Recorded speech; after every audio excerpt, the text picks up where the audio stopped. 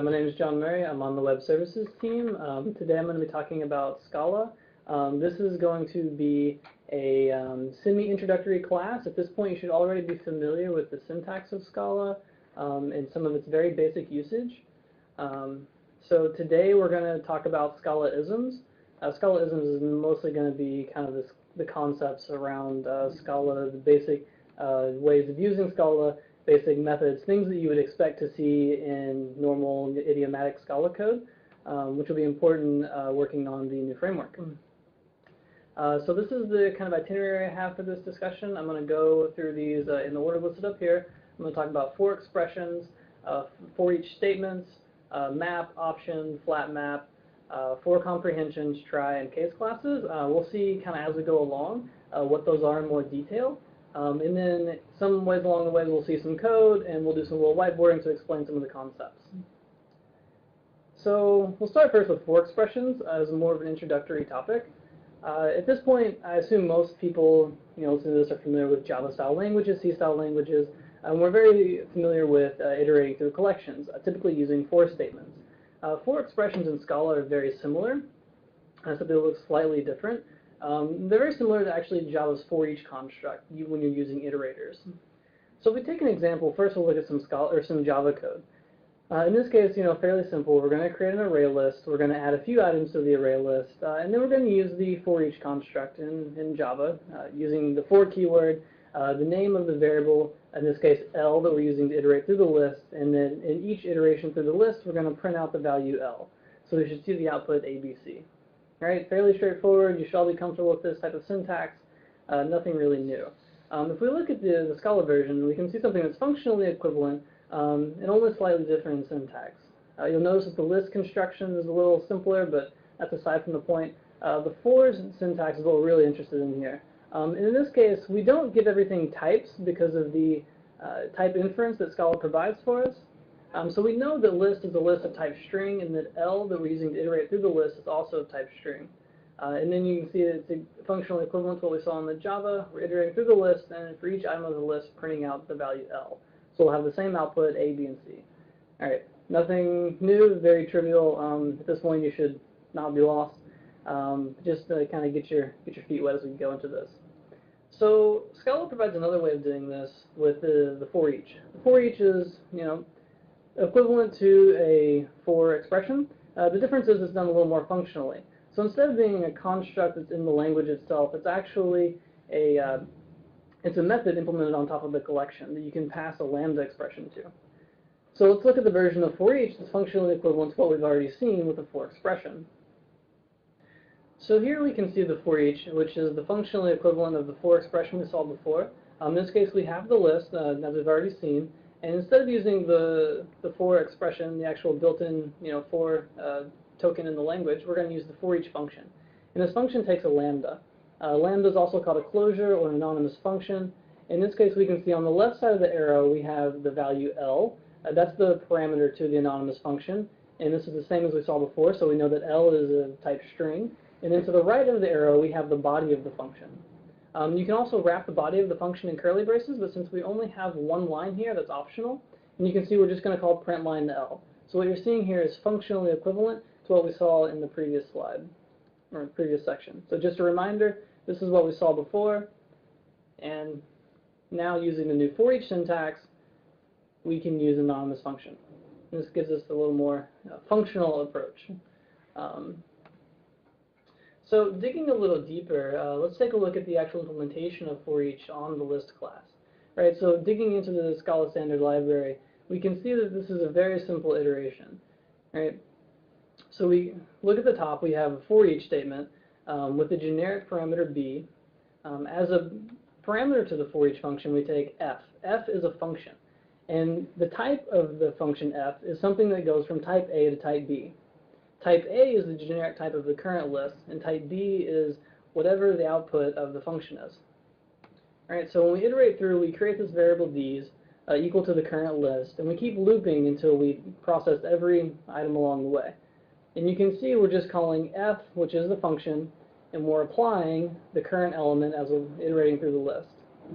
you'll notice we're not actually collecting any of the data or any of the return values from f. We're simply calling f on each item of the list for the side effects. So in this case, println is an awesome example, because if we had a list of strings, we can pass in println and print out all the elements of the list, but we're not interested in the result of println. In fact, println has no result, so that would be pointless to collect anyways. So let's actually look at println, right? Println takes an input of any and has an output of unit. Well, we'll kind of notice that println's method signature matches the method signature we just saw for what is required of the for each statement. Right? For each requires a function that takes an input of type A, in our case a string, and an output of type B, which is determined by the function. In the case of println, it would be a unit. So we can see that we don't need to provide an anonymous function, and it would be perfectly sufficient to provide println. So in this case, we skip the anonymous function altogether, and we can see that Scala has support for first-class functions. Okay, so let's dig a little deeper. Like I said, for each, you don't actually get the results back. And what if you want the results back? In that case, you're really interested in map. In map, like I said, it's the same as for each, but it returns a collection of the results of the function f. So in this case, say we had a series of numbers, 2, 3, 4, etc. We want to get their squares, right? So the output would be 4, 9, 16, etc. In that case, map is the perfect option. So first, as a primer, let's look at the Java example, right? So we all can understand where we're coming from. We create an array list here of integers, right? And we add the values 2, 3, and 4. What we have to do is then create an output list with a capacity of 3, and then we loop through the original list, adding items one at a time to the output list. And this will give us a new list containing 4, 9, and 16, right? Okay, fairly simple, but this is a lot of code to get what we want done. All we want to do is square the items in the list, right? So the Scala approach, once again, functionally equivalent, is to do the map function. And the map function takes, once again, as we've seen, an anonymous function, the lambda, that has an input of x and an output of x times x, right? So at each iteration of the list, we're providing an element to x, let's say 2. 2 would be the input to the anonymous function x, and the output would be 2 times 2, or 4. So we can see that we're squaring every element of the list. Right? So let's once again dig a little deeper. So to start, we have a list with the generic of type A, and we have the map function with the generic of type B. In this case, map only takes one parameter, which is a function, f, that goes from type A to type B. But we'll notice there's a little something different between for each and map. Map actually returns a list of B, where for each returned nothing. So we can see we're actually getting back the result of the function we're applying to each item in the collection. So one thing that's noticeably different is the very first line. We're creating an output list, and this is where we're going to collect the results into. Then we, as we've seen before, iterate through the list using a while loop. But you'll notice the second line, or the first line after the while loop, list equals f of rest.head, and then we have that double colon. What we're doing there is we're actually taking the result of the function processing each item, and we're appending that to the output list. That double colon is the append operation. So we start with the empty list. Let's say we process 2 in our square function. We would apply f to 2. We would get 4 because we're squaring it, and then we would append that to the empty list. All right, so now we have a list of 2. And then we would do the next loop, and we would process 3, and we would get 9. So now we have a list of 4 and 9. So we keep processing this until we're done. And then when we're done, we have the list of all of our processed data that we've applied the function f to. But we notice we built it in reverse. So we built it backwards. Right? So the last thing we do is we return the list reversed. Right? So you can see this is very similar to the Java code that we saw before. The only difference is this has been abstracted away into a function in the standard library, so you don't have to write the same type of logic every single time. Okay. So moving on, we're going to talk about option. Option is Scala's answer to null, right? So in Scala, there is no null. I mean, there is, but it's only for interop with Java and other JVM languages. But Scala has option, right? And option is an abstract class, right? It has 2 concrete implementations, some and none. Some just represents that there is some value in existence, right? And none represents nothing, right? So we'll notice that option has a generic type. That type is the type of the data that it's possibly holding. For some, it has a value of that type, and for none, it has no generic type at all because none is necessary. It has no value at all. So using option, we can enforce that you do a type check first, right? So we can enforce that you're actually doing the check to say, is there something there, is there not something there? So let's take do an example here. So we'll have this class user is going to have a public name, fairly simple, and we're going to have this basic function here that's going to get the user from the database, giving them an ID. The first thing it's going to do is it's going to check, well, does this user exist? And if it does, it's going to return that user object. Otherwise, it's going to return null. Right? This is fairly common Java code. You should be used to seeing stuff like this.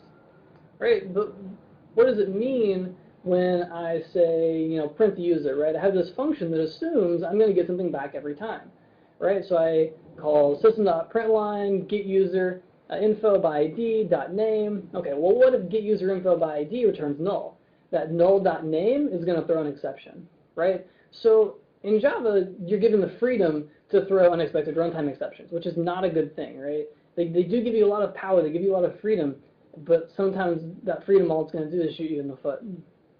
So what would this look like in Scala, right? So first, we're going to have a case class for the user. That's just an equivalent of what we've seen before. But what's really interesting is the get user info, right? Instead of returning a user, we're now going to return an option of the user, right? And what that means when we say we're going to return an option of the user is that we're saying in the return type of the function, I might return something, I might not return something. You notice in the Java version, when we say we're going to return user, we don't actually tell you if we're going to return null. And unless you have the source code to look at, you may not know if we're going to return null. So you'll notice the difference here. We say if the database has the user we're looking for, we're going to return that user, but we're going to return that user wrapped in a sum, right? So we're saying that some value exists. Otherwise, we're going to return a none, right? So what happens now? So if you look at the bottom, this is how we would use the code. So the print user function now changes so that we call print user info by ID, but now we have to do a pattern match. And that pattern match is going to match on two cases. Either there is some value or there's no value. In the case of there's some value, we say there's some u, so we're extracting the user u out into a temporary variable, and we can print line u.name, and we can do that entirely safely. In the case of there's nothing, we'll get a none. In that case, we'll print out no user found, right? So at this point, you may be thinking, well, okay, you're showing me this code, this is nice and all, but how is this really different from the Java version? Because like you said, you can just check for null. And the difference is that Scala enforces this. Given back a plain option, there is absolutely no way to get at the value of the option without doing a pattern match first to check for some and none. And it forces you to handle that check. Additionally, pattern matches in Scala must be exhaustive, which means you must handle all possible cases. So in this case, you're forced to basically perform best practice, application development, which is a good thing. So now that we understand what option is, let's take a look back at map, right? So we saw that map can be applied to collections, but that doesn't mean it can only be applied to collections, right? So if you think of map is fairly simple. Map is taking something from type A and going to type B. There's nothing that says it has to be a collection of type A's to go to a collection of type B's. It's purely a map. It can be a single element we're mapping. It can be a collection that we're mapping. We have a lot of freedom there. It really just depends on who's implementing the map function, right? And option happens to be one of those types that implements the map. So let's actually take a look at what that map function looks like for an option, right? So once again, the map function, we've seen this before for collections, and it looks fairly similar, right? We have the option of type A, we have a map of the generic type B, we see the same exact parameter, which is a function, f, that goes from type A to type B, but this time we're returning an option of type B rather than a collection. And what does that mean? So the first thing we do is we check, well, is it empty? And that basically just means, is this option none? Right? And if it is, we're just going to return none. Right? Otherwise, we're going to get the value, we're going to apply it to the function f, right? So we're doing our transformation, and we're going to return you a sum. Right? So we're returning you another option. So if you had a map of something that was an int, you could, if you had an option of something that was an int, you could then map that to an option of a string, right? And you could use that to print it out, or vice versa. If you had something an option of a string, you could map it and parse it to something of an option of an int, right? But the thing is that you can define all these transformations using map safely, meaning that if there is nothing there and you define this transformation, you're going to still get nothing. But more importantly, what you're not going to get is an exception. right? In Java, if you have nothing, which is null, and you define a transformation on that, you get an exception, right? You don't actually make it all the way through to say, oh, well, I have nothing, and I tried to transform it, so I now just get nothing. It's like, no, you get an exception, right? So it's much worse in Java. Okay, so let's look at another example, right? So we have our user class. This time I'm going to split out the name. I'm going to split the name into first name and last name. Right, now our print user function has to change a little bit. So we're going to call get user info by ID. Right, we've already seen this function. This function returns an option of type user, right? And then we're going to map it. When we're going to map it, we're going to provide, once again, an anonymous function, a lambda, that has an input of, or has a parameter u, which is a user, and we're going to return the user's first name concatenated with the user's last name. So what we're doing is we're mapping something, the option of type user, to an option of type string. Right, and then we can then use that string, that option of type string, and we can check, is there something? If there is, we can print out their name. If there's not, we can do nothing at all. Right, so this is nice. We can basically code for the happy path, right? We can assume that everything is fine. We can define all of our transformations using these maps and other various functions, and at the very end, we can check if it actually exists and handle the case then, rather than have to handle the case every point along the way. Okay, so we'll see here in a second how this is more useful when combined with flat map. Right? So flat map is very similar to map, but it's different in its method signature. Right? So it's still, so if we define this on an option of type A, we still have a function of type B, in this case flat map, and we still return an option of type B. Right? So the only thing that's different is F. F, instead of going from A to B, it actually goes from A to option of B. Right? It's a little hard to see why this is useful now, but we'll see here in a second. So, what is flat map, right? Flat map is the same thing before, it's a map, but it includes a flattening, right? So if we get this nesting, we can use flat map to flatten everything out, right? So let's make our example a little more complex and make this flat map a little more concrete. So we're going to add a car class, and the car class is going to have a driver. The driver is an option of user. So maybe depending on ownership of the car or the time of day, a car may or may not have a driver, right? We don't know the exact use cases here, but or the exact business requirements, but we know that there's a car, and a car may or may not have a driver, right? So we have the same get car function we saw before, which is going to take an ID. It's going to check the database. If it finds something, it's going to return some of the car, right? Otherwise, it's going to return none, right? So this get car returns option of car, just like our get user returned an option of user. But before we had this print user function, right? So now we're going to change and we're going to have this print driver function, right? So what really happens here? So we have print driver given an ID. This is going to be the ID of the car. So first thing we're going to do is we're going to get the car. This is going to give us an option of car. Okay, well, we're really interested in the driver name. So what do we do? Well, we need to map, right? Because when we map it, we can transform an option of type car into something else that we want. In this case, we want the driver name. So we map it. When we map it, we provide an anonymous function with the parameter c, which is a car. And then we need to get the driver, right? So we call c.driver, but since driver is an option, we don't really know if it exists, right? So we have to map that as well. So we map the driver, and we have another anonymous function with a parameter d. In this case, d is the driver, or in this case, it's actually a user, right? And then we get the user's first name concatenated with the user's last name, right? So let's think about this for a second. The inner part, c.driver.map, is going to do what? It's going to go from an option of type user to an option of type string. Okay, that's nice and all. So now we have this option of type string. But outside of that, one level up, we have this car.map, right? And we know that car.map is going to return an option of whatever is inside the function, right? So since the inside of the function returns an option of string, the car.map is going to return an option of string, right? So you see we get this kind of nesting, this deep nesting here. So now when we actually want to print the name, we do a pattern match, right? So we say, okay, if something exists, well, now we've kind of peeled back one layer. We've went from an option of string to an option of string. Right? So then we pattern match again, and we peel back one more layer, and now we just have a string, right? So we're kind of peeling back all these layers like an onion to finally get to our data. But this is really nasty and really messy. And all we ever really want to do is have to peel back one layer.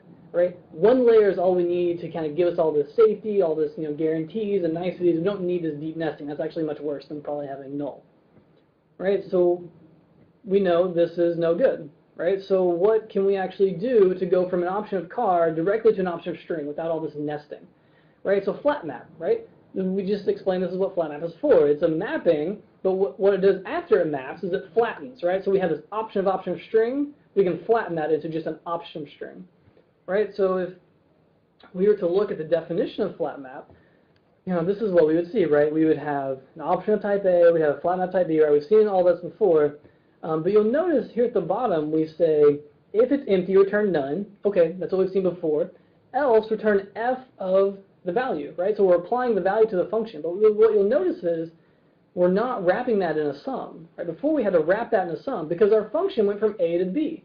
Now our function goes from A to option of B, right? So we can then go back to our example and see how this is directly applicable, right? Because the function that we apply to the car.map returned an option of type string, right? So now if we change car.map to car.flatMap, right, what we get back is directly a result of the inner function, which is an option of string.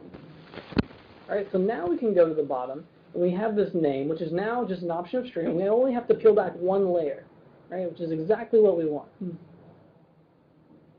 Right? So this is cool, right? This is interesting. But, like I noted that map wasn't just for collections, flat map is not just for option types, right? It can also be applied to collections.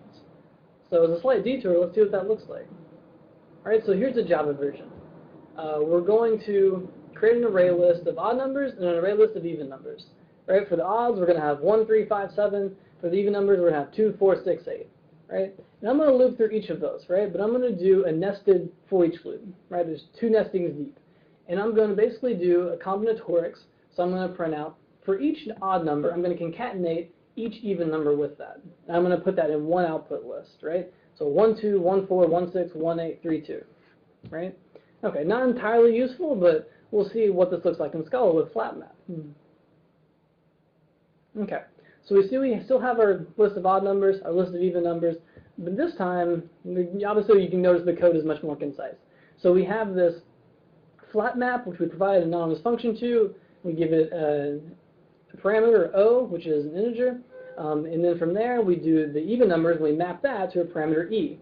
Right? And what we're returning is the string concatenation of the odd number and the even number. Right? So let's whiteboard this and kind of see what this looks like.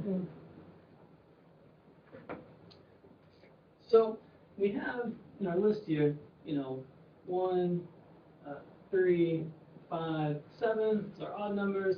For our even numbers, we have 2, 4, 6, 8.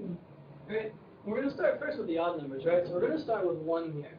And our output list is going to be 1, and then we're going to, for each odd number, we're going to loop for all the even numbers, right? So we have 1, 2, 1, 4, 1, 6. 1, 8, right? We would expect that. All right, so that's the output of the first, iteration of the loop, right? But we're actually going to get back, right, a list of lists, right? So if we kind of use a JSON-style notation, we have an array of arrays, right? So the next iteration would be 3, 2, 3, 4, 3, 6, 3, 8, right? We can kind of see where this is going. We would continue again for 5 and again for 7. And we get this list of lists, right? So you'll notice this is not the output that we saw in our presentation. We saw one list containing all these values. So in this, you can really see how we're first doing a map, but then since that outer function is a flat map, we're then flattening all of this into one output list, right? Okay, let's continue. Okay, so the next topic is a bit on syntax, but a more kind of advanced bit on syntax. And this is for comprehensions. For comprehensions are just some syntactical sugar on top of map and flat map. So yeah, like we said, while flat map and map are great, they can be a bit hard to understand. They can also be a bit hard to read in the code. So for comprehensions offer us a nice, just syntactical way to represent those. All right, so if we go back to the driver example we saw before, but we replaced everything with for comprehensions, this is kind of what we get, right? So we say, we get the car as we did before, but this time when we get the driver name, we say, well, car is in this variable C, and that's the actual the car object, right? And now we just do C.driver into D, and then we can yield D.firstName plus, D.lastName concatenated together. And what you can see here is we're not actually concerned or at least it doesn't seem like we're concerned with options here, right? You don't see mappings, you don't see flat mappings, but what's happening under the covers here is this for comprehension is mapping into flat maps and maps, right? So we can see that the first, the C there would typically be the first parameter of the flat map on a car, right? And that D there would be the first parameter of the map on the driver, right? And then the yield would be the body of the map, right? So we can kind of see how this expands out, right? When you have this long list of flat maps where you're constantly, getting more different option types or, more nullable values, more or less, the for comprehension can make everything seem very linear and flat, yielding the same results, right? So looking at this, we can see it's a little nicer, but it's kind of hard to map, apples and oranges, like they look very different. I don't see how we got from flat map and maps to now getting this for comprehension, right? So, like I said, this is just syntactic sugar, and it's not magic, right? So there are rules that says how to expand or how to collapse flat maps and maps into for comprehensions and vice versa, right? So let's actually take a look at what that's going to look like, so that you can kind of reason about this in your code, right? So the first example here is when we have P in some expression yield E prime, right? That's very much the same as doing a map on the expression E, and in the map providing a parameter P and yielding E prime, right? So what does that really look like? Let's kind of do an example on the board. Get rid of what we have here. 4. Right. So in the case that we do 4, and we can say P, and we'll actually do a list here. List 1, 2, 3, 4. In this case, we're going to yield P times P. Right, so you can see we're squaring the list. We've already seen this before. Well, given our rules, we have P. This would represent E in our equation, and this would represent E prime. Right? So if we were to kind of do the transformation, this represents having list 1, 2, 3, 4, and then we would map that. We provide a lambda with a parameter P, and we return E prime, which would be P times P. Right? So we can see that this is functionally equivalent to this. And it's by this syntactical expression, this rule, that we can either expand or collapse in either direction. Right, now if we move on to the second rule, right, we can see that we have now just kind of nesting a little bit deeper, right? So we have the same E into P that we saw before, but this time we have a second expression, E prime, that's going to result in P prime, and at the end we're yielding E double prime, right? So, okay, this is getting complex. Let's kind of go back and look at even an odds example on the board, and we'll kind of see how this all plays out. Right? So if we have at the top here, we have odds, right? This is going to be a list of 1, 3, 5, 7, and a list of evens, which is going to be 2, 4, 6, 8. At one of the slides, we had something that was a flat map, so we'll actually, we'll start with the for comprehension. We'll work our way back to the flat map we saw before. So we have O in our odds, E in our evens. Then we're going to yield the string concatenation of the odd and the even, right? Okay. So, given that rule right there, right, let's convert that, right? So, in this case, let me get a different marker color here so we can see this better. O in our formula is now P. Odd is now E. E down here is P prime. Even down here is E prime.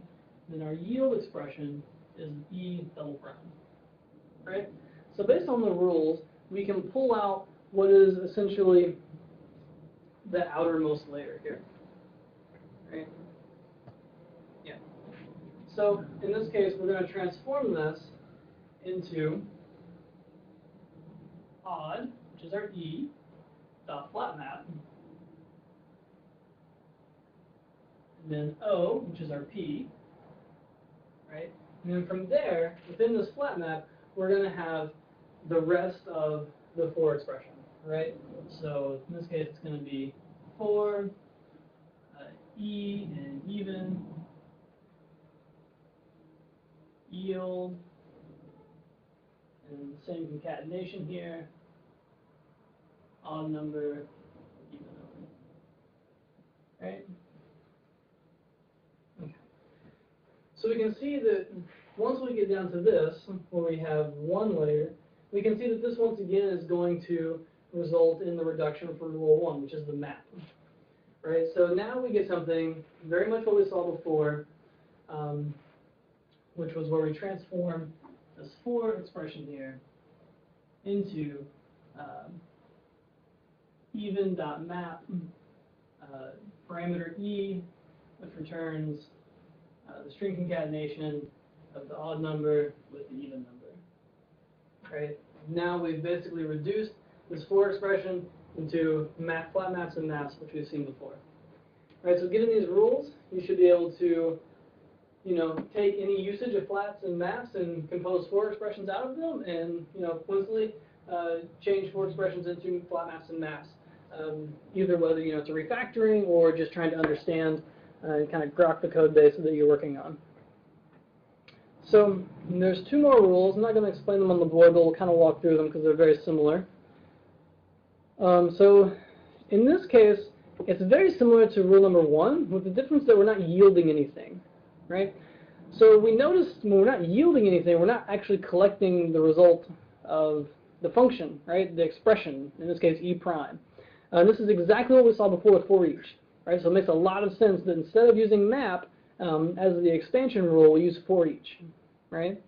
So, all right, and similar to rule 2 with rule 4, when we have this nesting, right, but we're not actually yielding anything, that actually just represents more for eaches, right? So it's not returning anything. Everything is just one more loop, one more nested loop, and we can expand this into just a list of for eaches, right? Fairly simple. Okay, let's move on and talk about Scala try. So try is a mechanism in Scala for handling exceptions in a very functional way, right? And the functional part is kind of a, I don't know. Functional part's not really a great word to describe it, because it's really about, when I say functional, I mean monadic. So I don't mean that it provides lots of functions that you can use to transform your try, although it does. So in this case, it's really about safety, right? Scala's try is really about safety. And we'll kind of see what that looks like in a little bit. So try, like option, has two concrete implementations, success and failure.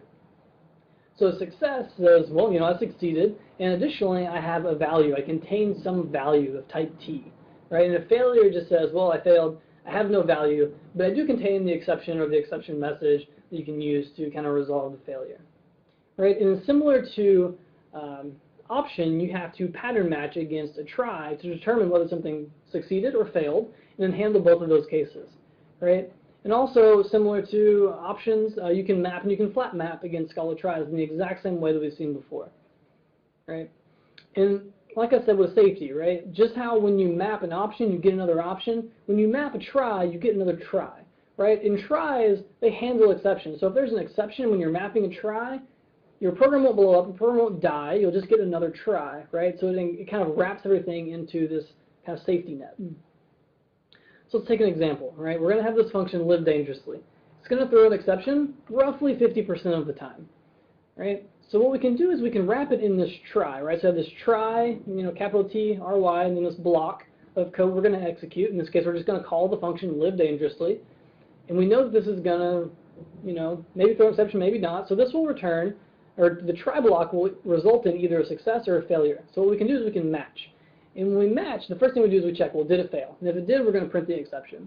And then we have the second case. And the second case is actually a wildcard. It's going to say, well, if there's anything else. In this case, we know it has to be a success, but the success doesn't have a value, so we're not interested in actually collecting any value. So we just say, well, if it wasn't a failure, it must have been a success because there's no other option. And we're going to print out, you made it out alive. You lived dangerously. All right. Okay. So we can kind of see some of these here. Maybe not all of it just yet, but we'll get there. Okay. So this time we're going to modify live dangerously a little bit, and we're going to provide an attempt. And it's going to tell you, what attempt you are trying, and if it fails, it's going to tell you what attempt you failed on, right? And this time, we're actually going to try 2 attempts. And we're going to do this with a map. So we're going to have try. And try is going to, live dangerously once, and then we're going to map it, right? And when you map it, right, you get the R, which is the result of the try, assuming it was a success. And we're going to try to live dangerously again, right? But you'll notice the second live dangerously isn't wrapped in a try block, right? But the safety is provided by the map function on try, right? So even though an exception might be thrown when we're mapping, right? So assuming the first one succeeded and we map to try to live dangerously for the second time, if there's an exception thrown, it won't kill your program. You don't need like, Java-style try-catch block. It will just result in another try object. That try object will now be a failure, but it won't escape the try, right? So then once we're done, at the bottom we can do a match again. This time, if it failed, once again print the exception message. If it wasn't a failure, we know that both tries, or both attempts to live dangerously were successful, right? So we can say definitively at that point, you made it out alive twice, right? Okay. So just kind of a pedantic example of flat map. Additionally, since we know that map goes from A to B, that flat map would go from A to try of B, right? So in this case, we do our first attempt, and in the second attempt we flat map. And what that really means is that we have to provide the try block within that anonymous function, right? Because instead of returning a B, we have to return a try of B. And for try, this, for this example, not particularly useful, but you can imagine when this would be useful in your code, and you'll come across situations where you say, oh, flat map is definitely the answer. All right, so let's start walking through an example, and we'll kind of see how this is useful. So we're going to have this player class, and this player class is going to define 3 methods. It's going to kill a monster, it's going to return a dead monster, but that might throw an exception if there's no monster found, right? There's a collect treasure method, which you collect from a dead monster, and it returns treasure. But it throws an exception if you're dead. Maybe there's a game programming error, right? It throws an exception if the monster's faking dead. So maybe not the best API, game programming API, but this is what we were given, so this is what we have to work with, right? And then there's this buy random item, right? Given some treasure. And it throws an exception if there's not enough gold, which is kind of sucky because it's a random item. You don't really know what you're buying. So once again, maybe it's a bad API, but we can see that lots of exceptions are going to be thrown from this code, right? But nothing indicates those exceptions are going to be thrown from this code. So we can see that, if we were to just use this code directly, this is very unsafe code, right? But there's nothing in the actual declaration or the method signature of the code that says, hey, I'm very dangerous, right? I'm going to throw exceptions, or, you need to handle all the edge cases, right? Now, at this point, I'm kind of excluding the throws annotation in Scala, in Java, so ignore that for now. But, assuming that that's not there, and most of the time people don't use them because people hate checked exceptions, this is very dangerous code. So, right, how do we require you handle error conditions? And how do we tell you that an error could be thrown, right? So let's look at the Scala version. The Scala version is actually going to return tries at every case, right?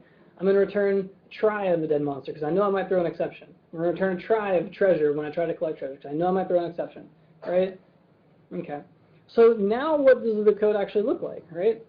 And note that the code must look like this, right? I can't help but do this, right? I must map and flat map because I must get the values out, right?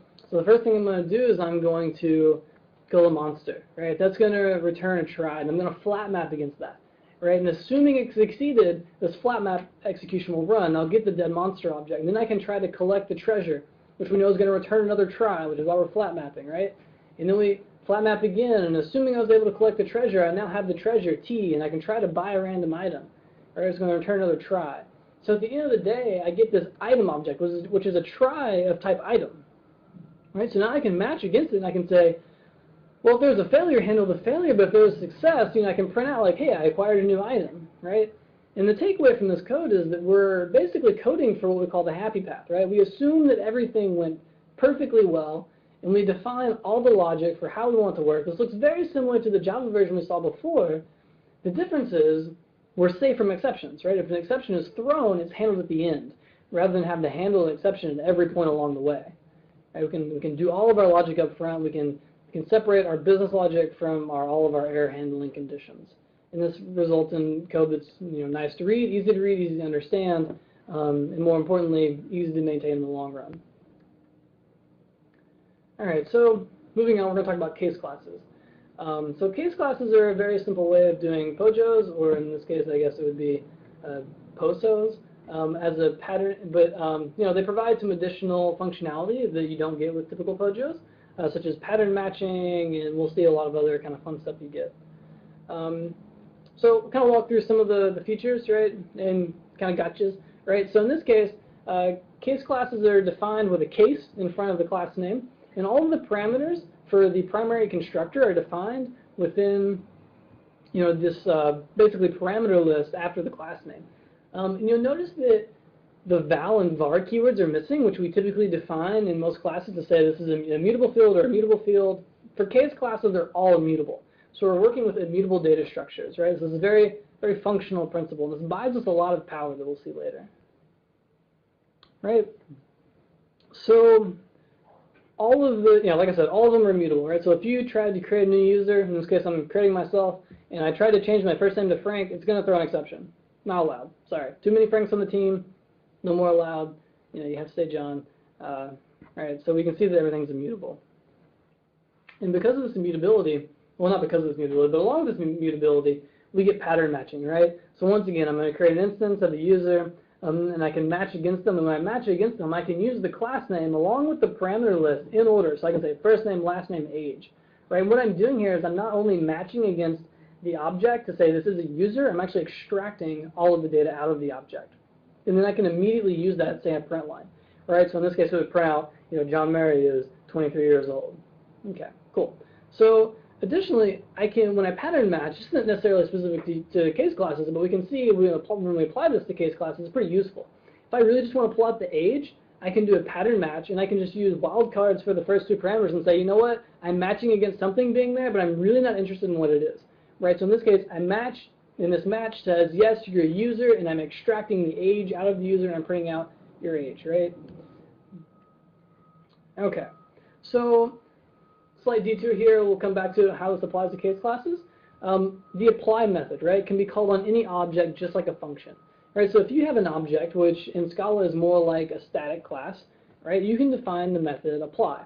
Right? And if you think like mathematics, right, a function in mathematics is applied by giving it some input. Right? It's very similar here. This is where the name apply comes from. So if I define the apply function on the say hello object, and that apply function prints out hello there stranger, I can then call say hello just like I would any other definition or function, and it'll print out hello there stranger. It knows to look up the apply method because you provide those parentheses after the object name. Right?